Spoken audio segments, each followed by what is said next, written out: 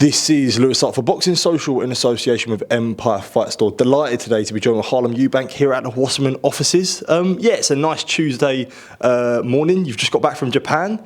How's things, mate? How are we? It's good to be seeing you again. It's good, man. It's good to see you again. And I've been training away deep in the gym for the whole year, really. So excited that big things are on the horizon now. Absolutely, and I guess we'll get into that now, and we'll get into sort of obviously the obvious other bits. But now, signed a new multi-fight deal with Wasserman, extending the deal. Obviously there was a lot of options on the table for you after the Schwarzkopf fight, which was a big win for yourself, a big fight. So now the option, I guess, to re-sign with Wasserman was the main choice for yourself. Yeah, after the homecoming fight in Brighton, I had a lot of big offers and opportunities on the table, and I've always had a good relationship with Wasserman, and it just makes sense that they've got a good plan in place to provide and produce big fights for my future. I was going to say, does it always feel good that when you've got the Sauerlands and obviously you've got the whole Wasserman team on board, that when you've been with them for so long, you know that that's a team that you can trust? Yeah, I know that they've provided a good path so far. They've put plans in place to develop my career, and I've seen they've done a good job with it previously, and we've got exciting plans for the future, so I'm ready to get going now. Absolutely, definitely. And I guess it's only right to jump into obviously one of the main talking points. At Fabio Wardley, Fraser Clark, we saw yourself face off in the ring with Adam Azim, and they spoke about that fight being in advanced negotiations. And that fight, they basically said that fight was next for both of yourself. Obviously, that isn't the option. You're going down a different path. Azim is going down a different path from yourself. I guess I'll give the floor to yourself to explain why this fight isn't next, why the Adam Azim fight isn't happening next.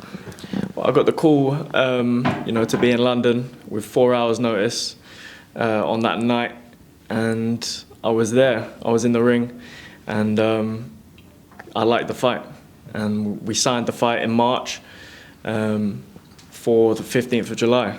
That's when I went deep into camp and preparing for that fight, preparing to make a statement.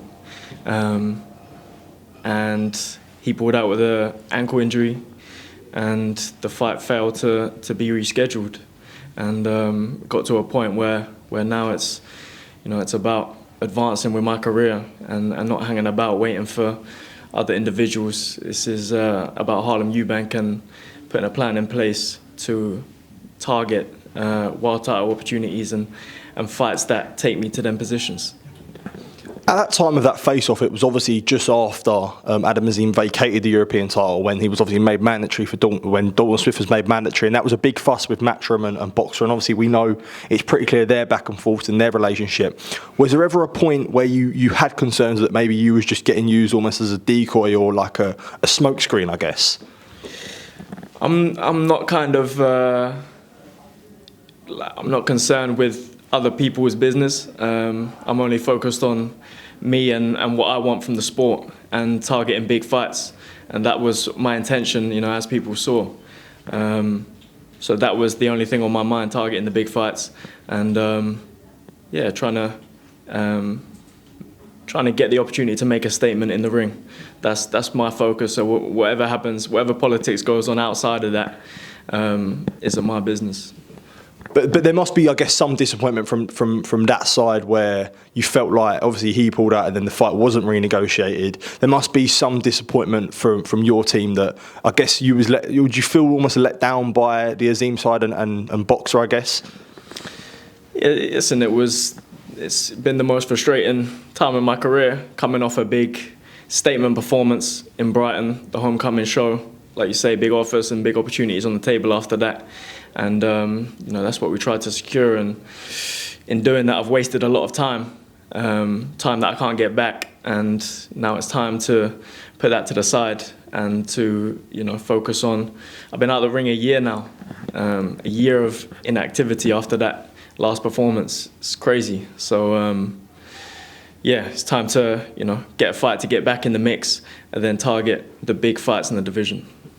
Do you think that they was ever serious about that fight, or as you said, I know it wasn't really something you were focused on, but do you think that there was ever real any intention for that fight from themselves, as I said, with the no renegotiation after the 15th of June, which was the date you obviously proposed? So was there any sort of did you ever believe after that they were really serious about it? I like to think there was, but you know. Who knows? Who knows? They proposed multiple dates and nothing materialized. So yeah, like I say, it was time to move on and put a plan in place with Wasserman now. Guys that I trust. I think my career's in good hands, and we've got a good plan in place to target them big fights. You know, like I said, I've been out a year, so. You know, we're going to have a fight very, very shortly to dust off the cobwebs and get back to it. I've done multiple training camps for that fight, so I hope it happens down the line because I'm more than prepared for it, and I don't want to waste that preparation. So, yeah, we've got a plan in place now, and you know, we'll have one comeback fighter, then target some of the big names in the division. Is that a welterweight move for yourself then? Like, obviously the Azim fight would have been at super lightweight, but now it's going to be permanently at welterweight. Yeah, I'll be competing at welterweight, but there's big fights in and around both divisions. So I'll be making the move to welterweight, but so I'm open if the fights make sense. There's big names around both divisions, over here domestically and abroad in America. So I'm open to both divisions. Big fights to be made. I guess one big name that I did want to talk to yourself about, and his situation is obviously still unclear, but it's a guy you spoke about a lot, is Conor Benn. I think in the lead up to the Brighton fight, you were banging on the drum a lot about that fight and that being potentially next after the welterweight, with the welterweight move now. And realistically, do you see this fight happening? You know, the Eubank Benn, that saga. Obviously, it didn't happen with your cousin, but now you can almost do the honours, I guess, from what your cousin couldn't do. I think he's an illegitimate fighter at this point. He doesn't have a license. You know, if him and Chris fight, it's a no contest. So I'm going to continue to go in there and make statements in the ring, and you know, should that fight be presented to us, I'll take it in a heartbeat. Yeah. I was going to say, but. So for yourself, when it comes to big fights, it's definitely focusing on obviously the titles and the big names that you can mix yourself with that show the best version of yourself.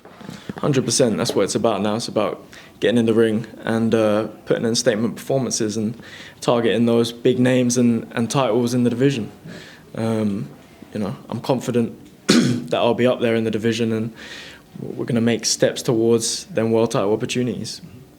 Definitely. And the last thing I actually want to talk to yourself about, it was sort of, I guess, away from boxing. Obviously, I see you just come back from Japan, training hard over there. For yourself, you know, you've been around all different countries, experienced different cultures. Like, how, as a person, how much does that, I guess, mould you to all the sort of stuff you see and mixing yourself with different cultures? You say, just getting back from Japan.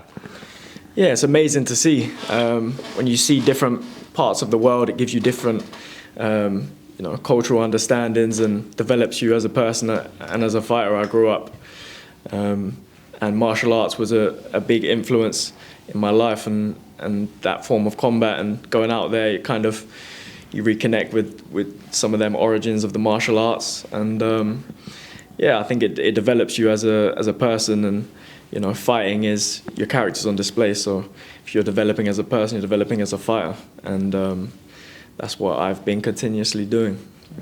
Absolutely. Well, Harlem, I want to say thank you for taking time to speak to me. Really appreciate catching up with you. And yeah, as always, mate, it's good to see you, man, and even better to speak to you, mate. Top man, thank you.